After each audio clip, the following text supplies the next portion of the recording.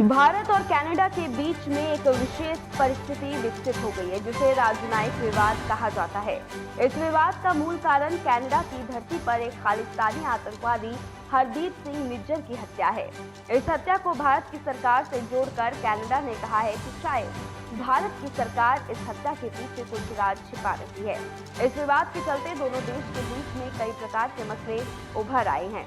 Canada के प्रधानमंत्री Justin Trudeau ने कहा कि उनके पास इस हत्या के संबंध में भरोसा करने लायक जानकारी है। उनका कहना है कि इस हत्या के पीछे भारत सरकार की एजेंसी का हाथ हो सकता है और इस वजह से दोनों देशों के संबंधों में गिरावट आ रही है। इस बीच में भारत ने कनाडा के नागरिकों के वीजा को भी बंद कर दिया है। भारत के अधिकारियों ने कनाडा के खिलाफ ये कदम तब उठाया जब कनाडा ने भारतीय दूतावास के एक वरिष्ठ राजनयिक को अपने देश से निष्कासित कर दिया। वहीं भारत ने इसके जवाब में कनाडा के भी एक राजनयिक देश को निश्चित कर दिया।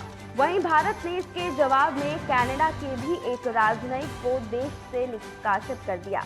भारत के विदेश मंत्रालय के प्रवक्ता अरिंदम बागची ने इस विवाद को गलत बताया है। उनका कहना है कि भारत के पास इस हत्या के संबंध में कोई विशेष जानकारी नहीं है।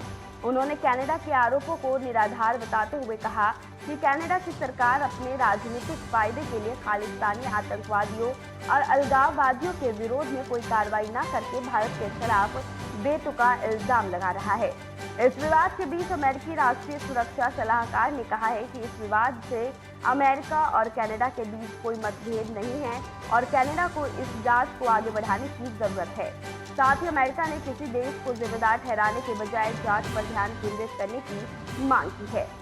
कहना गलत नहीं होगा कि भारत कनाडा के बीच बढ़ते टकराव को अमेरिका अपने लिए सुनहरा मौका मान रहा है। गौर करने वाली बात यह है कि भारत में G20 के सफल आयोजन से विश्व में भारत की पहचान और मजबूत हो गई है। अफ्रीकी यूनियन को G20 में शामिल करवाना भारत के लिए एक बड़ी कूटनीतिक सफलता है। भारत ग्लोबल साउथ के मुखिया के रूप में उभरकर विश्व पटल पर सामने आया है। वहीं अमेरिका की पकड़ मध्य पूर्व से लेकर अफ्रीका तक कमजोर हुई है। अमेरिका और अन्य पश्चिमी देशों की यही परेशानी है कि उनकी घटती चौधराहट उनकी हताशा को बढ़ा रही है। फिलहाल देखना बेहद दिलचस्प होगा कि भारत के ऊपर जो आरोप लग रहे हैं उससे भारत कैसे उभरेगा। फिलहाल इस खास रिपोर्ट में बस इतना ही। देश दुनिया तमाम बड़ी खबरों के लिए देखते रहिए इंडिया 7।